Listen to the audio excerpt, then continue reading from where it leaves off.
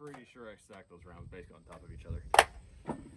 All right, welcome back, guys. Today we are going to be talking about this scope right here. Now, I apologize if my sound is weird. I can't find the adapter for my microphone, so I'm just using my phone itself, which does not have the best audio. But I want to talk about this LPVO right here. LPVO, if I could pronounce it correctly. I've been wanting to try out an LPVO with this style of reticle. Now, this has like a BDC reticle for those of you who are familiar with that. Because all the other reticles I've used to date, like this one right here, is just a standard, you won't be able to see it through here, but a standard crosshair. Then you have this one right here, which is like a Milrad style reticle. And this one over here is a BDC reticle. I've also used a few others that are some variation thereof. I haven't found an LPVO that I like more than a red dot magnifier, just throwing that out there. I am biased. I prefer a red dot with a magnifier, specifically an EOTech with a magnifier. Yes, it's a holographic sight.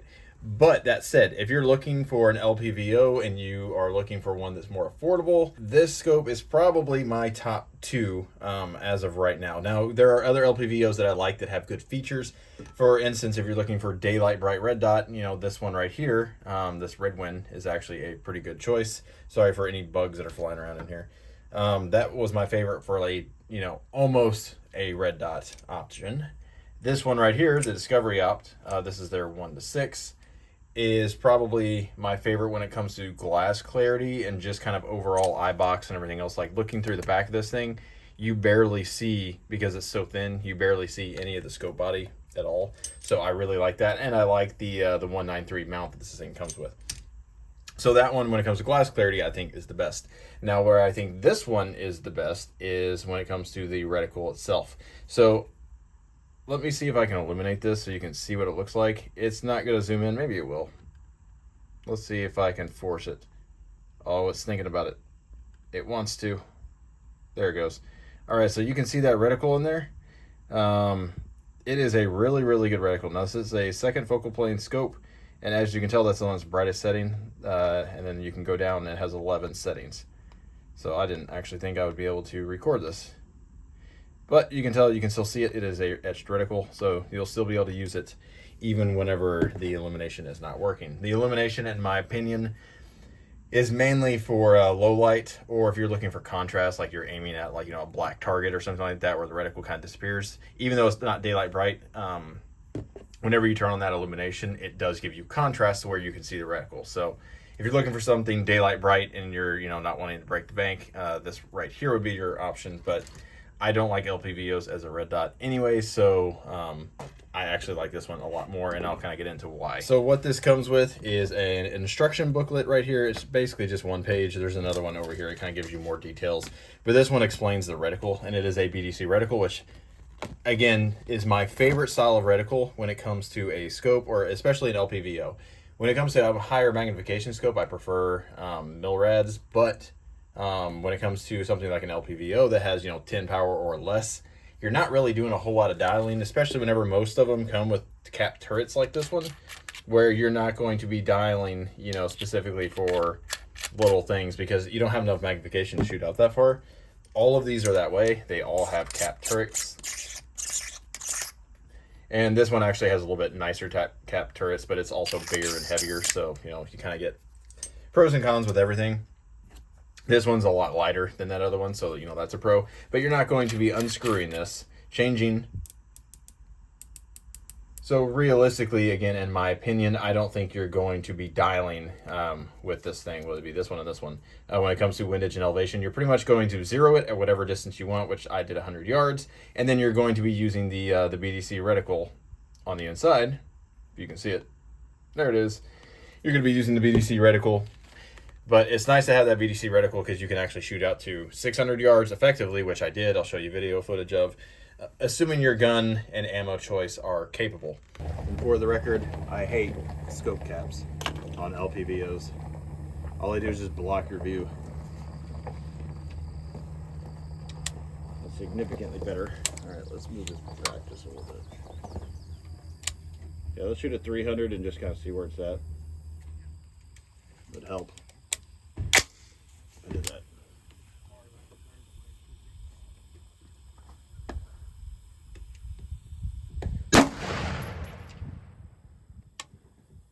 low. That's a hit. So 300 is where you expect, somewhere between the center dot and the 4. Oh, it has the reticle right there. Okay.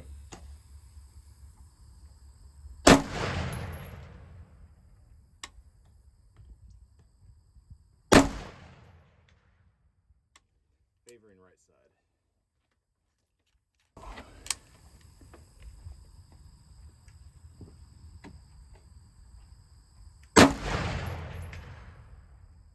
That was more centered. Okay. All right, with this ammo, the 300-yard line is lower than where the impact is. Try 4.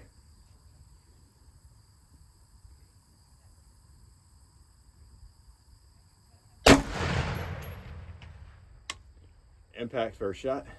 Okay.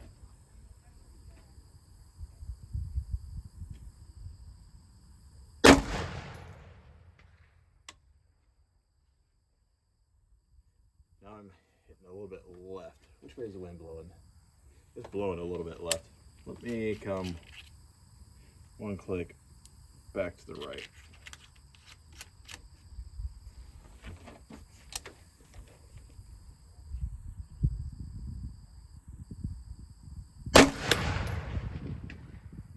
That was dead center. It looks like maybe a little high still. Okay, so that's 4. How many rounds I got left? 1. Let's go to 5, then we'll go to 6. Just off his left shoulder.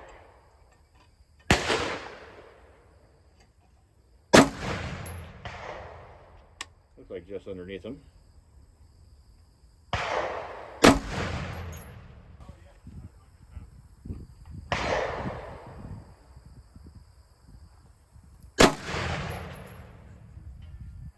Okay, that was an impact.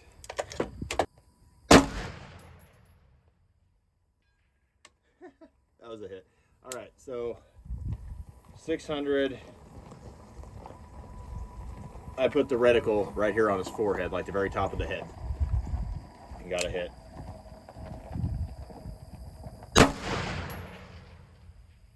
Just off the side of the plate. So if you're using 75 grain, hold low at 400 and dead on at 500 and high at 600. Let's try some 55 grain stuff. I like the reticle though. Let me kind of show you here. Yeah, they do have it listed right here. All right, so here it is. So you have 300 yards as the top one. You have 400, 500, 600. For windage compensation, it does have dots next to the yardage. So you have 5, 10, and 15 miles per hour, and the dots are, you know, according to that. They also have what is, well, they have an example right here. So a 15 mile an hour wind at 400 yards, you'd be aiming right here. One thing I do like about it is a range estimation. So at the top, right up here, they show you how to use a range estimation, and it basically just kind of gives you the measurement of what a person would be, and then whichever bracket they fit in is what distance they're at. So that gives you a rough estimation of, you know, if you're shooting at something, a man-sized target or a torso at distance. Now, if you're shooting at, you know, paper targets, or you're shooting at steel targets that are circles or something like that, that's not going to be all that useful. But it does help you get a general idea. All right, so more information on here. I'm not going to read all this, but there you go. It's an MOA. The magnification is 1:6, obviously. Tube diameter is 30 millimeters. The click values, each click is half MOA, and I'm perfectly okay with that. There you go if you want to read any more information. It comes with a bunch of stuff, which I'll kind of show you here in a second, but most of it I don't even bother using. The eye relief on this is pretty good, and here is some more information on the back. Bore sighting I don't even bother with. There's all your information. There you go. All right, so that's the information it comes with. It also comes with a battery and the little screws. It comes with a couple extra screws, I believe. Pretty sure this came with it. If not, I have no idea where these came from. And it comes with a cleaning cloth like everything else does. And it comes in this fantastic cardboard box that will immediately get chucked in the trash once I'm done with this review, because I try not to keep clutter. And for what it's worth, I forgot to mention, it comes with these scope caps, which I immediately threw in the trash because I hate scope caps on LPVOs. All they do, I'll show you why.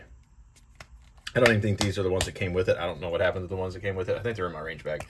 You pop this up, you can't see anything over the top of this because this covers it up. Yes, you can make it to where you can put it on the bottom where it'll kind of fold out like this, but now it's kind of sticking in your face, getting in the way of the charging handle and everything else. No, it's just in the way entirely. You could put it on the front if you really want to and have it come down. That would probably make more sense, but this lens is more recessed in here, so I really don't see the need for it unless you want to use it as a kill flash until you're ready to shoot. All right, it does also come with this mount, which I can take or leave it. It comes with it for free, which is nice. It does have good lugs on the bottom. It feels like a quality one-piece scope mount. Does it have all the bells and whistles? No. And isn't it lower mounted? Yes. If you plan on using a offset red dot or a piggyback red dot, this is probably a good height. This is what you want to go with. But if you're going for using the LPVO as a red dot and that's your only option, I would recommend not necessarily this mount, but I would get a 193 mount for your LPVO. Again, I think since most people are using an offset red dot or a piggyback red dot, it would probably be fine with just this, but I would like to see maybe CVLife, I haven't looked, maybe CVLife actually offers a 193 mount. If they do, kudos. If not, then you should look into that CVLife, because I think that would be an improvement. Now, I will say this is the first scope I've used with the BDC Reticle, and I was very impressed with the BDC Reticle.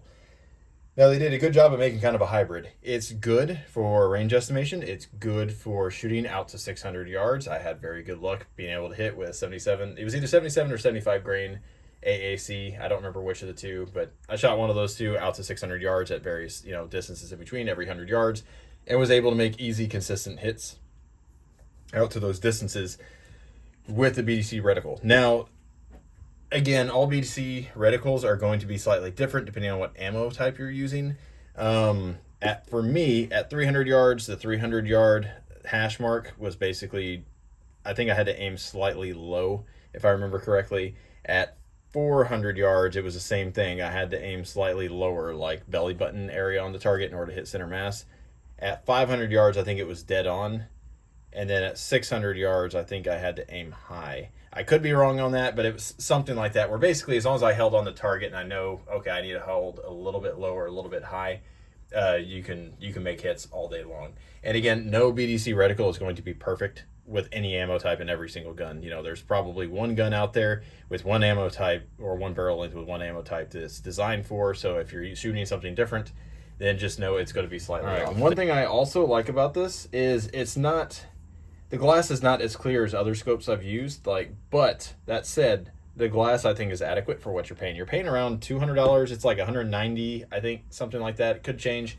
I'm going to have a discount code down below in the description, so I don't remember what the percentage off was, but it was like 10, maybe 20%, something like that. So go down to the description and use that link, and you can get a decent percentage off. This is probably the first scope other than this one right here that I would be willing to spend my own money on to actually buy if I wanted a BDC reticle. This is the cheapest one I've seen that actually has a good reticle and that seems durable enough. I did hit it, with my toolbox. It's not this toolbox, but it's, something like this. This Walmart toolbox. Smacked it around a little bit at the range and it never lost zero. It held zero just fine. All right, let's see what happens.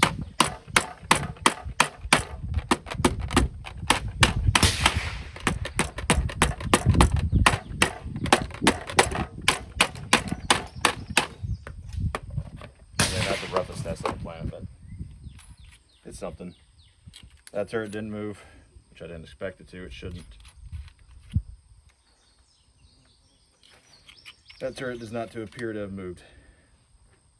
Again, because of where the markings are, it's nearly impossible to tell exactly where you're at, but it doesn't look like it.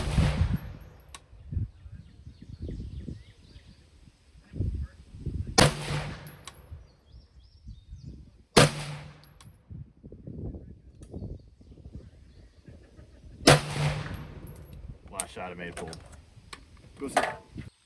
All right, so it looks like 1, 2, 3, 4, because I think I 1, 2, 3. I think that's one, that's one, that's one, that's one, I think. Nope, that one over there is one. I think I fired 5 rounds, so they're in basically the exact same area. And that was, again, a cold bore shot earlier. That's still all within an inch at 50 yards, so I don't think it lost 0 after taking a light beating. I think the barrel's just probably heating up or something, so it's getting a little bit wider. But so it holds 0 after a light beating. I did not do a drop test on this thing, and I did not do a tracking test just because it's a sub $200 scope, and you're not going to be dialing things. So again, you're going to 0 it, leave the turrets where they are, and then use your Kentucky Windage BDC Reticle for shooting at distance. I'm sure there's a little bit of tracking error with something that's this low cost. That's going to be part of it. But again, every scope that's going to be, sub $500 is going to have a little bit of tracking error. That's just normal. All right, it is 1 to 6. You can turn this, you can screw or unscrew this little knob if you want to use that little extension. It does help. It's smooth. It doesn't have any binding. You really don't need this little stick sticking out there. So I mean, it's nice to have, but you don't need it. This little adjustment back here is nice and smooth. Mine, for my eyes, was all the way in. Nothing lost 0. I shot, with this one, I only shot probably about maybe 150 rounds total. With this, again, I can't afford, and nor do I have time to go test stuff for 6 months at a time anymore. I just can't do that. So what you see is what you get. And I'm kind of going a little bit of the nut and fancy path here a little bit, but whenever you have kids, you just run out of time. When it just comes, if I could only have one LPVO with one style of reticle, and the reticle is what mattered the most to me, this is the one I would get. If you're more focused on, glass clarity, and, your image and being able to dial and all that kind of stuff, this might be a better option. But if you just want a scope that's kind of dummy proof, to kind of keep it simple, stupid, the reticle, I think, is perfect. The body is lightweight. We can actually measure this real quick. Let's put this up here. Let it 0 out. All right.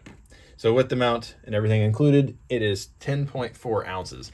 In comparison, let's measure this chunky boy. 14.6. So you're looking at, 4 ounces more for the other one. So that's pretty substantial. So if you're going for something more lighter weight, this would be a good choice. Would I put this on a duty rifle? Probably not, honestly, just because if you're gonna buy an LPVO and it's gonna be for duty use, just spend the money and buy an expensive option that's out there. The ones that are over $1,000. You are going to get better tracking. You're going to get a little bit more durability on the internals. The body itself is probably going to be about the same. This area right here is a weak point in the tube because there's just so much leverage on this back end, where if you drop the rifle and it hits this back end, this end's just going to bend. That's just how leverage works, even if you spend a lot of money. Now, that said, every gun you have does not need to be a go-to-war gun or something for serious use. I have I have 2 guns, 2 rifles that are set up for serious use, and then the rest of them are all basically just fun guns for the range. And I think this is phenomenal for that. Or if you're looking for something, you already have your one gun that you want, but you want to build another gun, I think this would be a pretty good option. Or if you just want to play around with an LPVO, if you could only buy one, honestly, this is probably what I would get. And if you know me, I'm not generally a big fan of CVLife stuff on Amazon, because I think there's some things that they make that's kind of cheap, and then there's some things that they make that appears to be actually a pretty solid product. Now, full disclosure, I probably should have mentioned this earlier, they did send this out to me for free, but I told them I'm going to give my honest opinion, and as I do on everything. So you can call me a shill, that's fine, but I actually really do like this LPVO for what it is. So hopefully you appreciate this video. Like, comment, subscribe down below if you appreciate this, and comment down below if you have any questions. I answer every question that I come across. Sometimes YouTube is weird and it doesn't give me a notification, but as long as it gives me a notification, I'm going to respond to you in one way or another. So I appreciate y'all watching. Have a good one.